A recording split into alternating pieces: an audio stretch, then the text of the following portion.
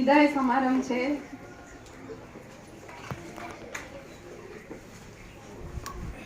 ત્યારે મારું હૈયું ખૂબ જ ભારે થયું છે, કેમ કે વિદાય હંમેશા વસમી હોય છે,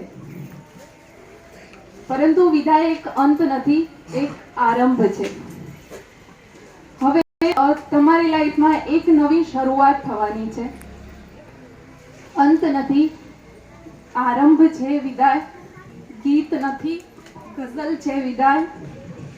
છૂટા પડીશું તોય શું, રીત નથી, રસમ છે વિદાય.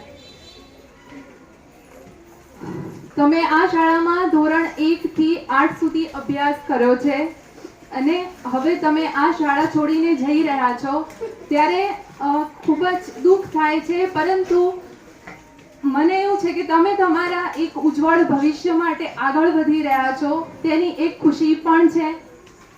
તમે તમારી લાઈફનો સૌથી એક બાળક પોતાના ઘર પછી સૌથી વધારે સમય પસાર કરતો હોય તો એ આ સમયગાળો છે કે 1 થી 8 ધોરણ સુધી એ એક સ્કૂલમાં અભ્યાસ કરે છે. આ સ્કૂલની અંદર તમે બહુ સારી રીતે અભ્યાસ કર્યો, બધા શિક્ષકોએ સારું એવું જ્ઞાન આપ્યું છે તમને, તમારી અંદર સંસ્કારોનું સિંચન કર્યું છે, તો તમે આ સંસ્કારોને ક્યારે ભૂલતા નહીં. આ જ્ઞાનનો ઉપયોગ કરીને તમારા જીવનમાં ખૂબ જ પ્રગતિ કરજો. દરેક શિક્ષકને પોતાના બાળક માટે લાગણી હોય જ છે. આજે હું મારો અનુભવ કહીશ કે મને વાલા તો બધા જ બાળકો છે, પરંતુ મારા ધોરણ 8ના બધા જ બાળકો માટે મને એક વિશેષ લાગણી છે કે આ બાળકો ખૂબ જ ડાયા, ખૂબ જ સંસ્કારી અને આજ્ઞાકારી બાળક છે.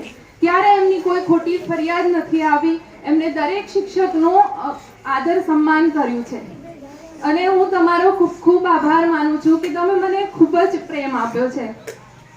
તમારી નિર્દોષ વાતો, તમારો તોફાન, મસ્તી અને તર્ક વિતર્કમાં આ 3 વર્ષ ક્યારે પસાર થઈ ગયા મને ધ્યાન જ ના રહ્યું અને આજે આ વિદાયનો સમય આવી ગયો. હું તમને આજે કહેવા માંગુ છું કે તમે મને એક માં હોવાનો અહેસાસ કરાવ્યો છે. એક માં અને બાળક વચ્ચેનો પ્રેમ શું છે એ તમે મને સમજાવ્યું છે, એક અનુભવ કરાવ્યો છે અને હું આ ક્યારે નહીં ભૂલું. તમે મને ઘણું બધું શીખવ્યું છે. ભલે તમે આ સ્કૂલમાં શીખવા માટે આવતા હો, પણ હું તમારી પાસેથી ઘણું શીખી છું.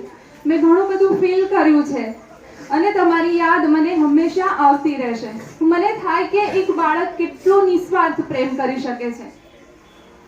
જ્યારે મારો ઉદાસ ચહેરો જોવે ત્યારે મારી આ દીકરીઓ મને જોઈને ઉદાસ થઈ જાય અને મને કહેવા લાગી કે ટીચર શું થયું છે, કેમ આટલા ઉદાસ છો? તમે હસતા રહો ને, તમને જોઈને અમને પણ ખુશી થાય છે. જ્યારે મારી તબિયત ખરાબ હોય અને એમને ખબર પડે કે ટીચરની તબિયત આજે સારી નથી, તો ક્લાસનો સૌથી મસ્તીખોર છોકરો પણ એકદમ શાંત થઈને બેસી જાય છે અને કોઈ બીજું વાત કરતું હોય તો એને ચૂપ કરાવે છે કે આજે અવાજ નહીં કર, ટીચરની તબિયત નથી સારી. આટલું કોણ સમજી શકે છે? આટલો પ્રેમ કોણ કરી શકે?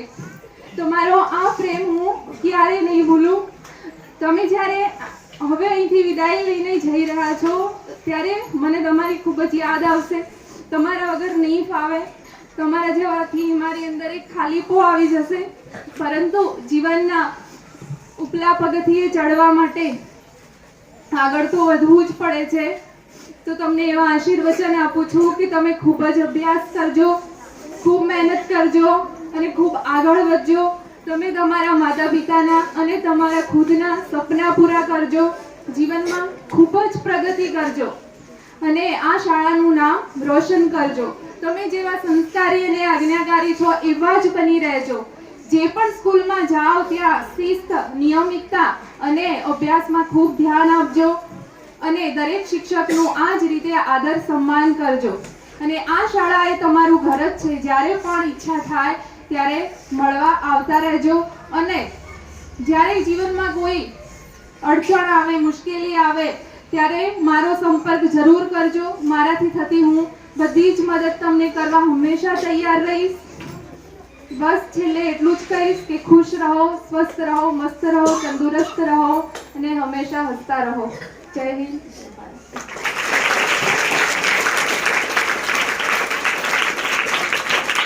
આભાર સરોજબેન.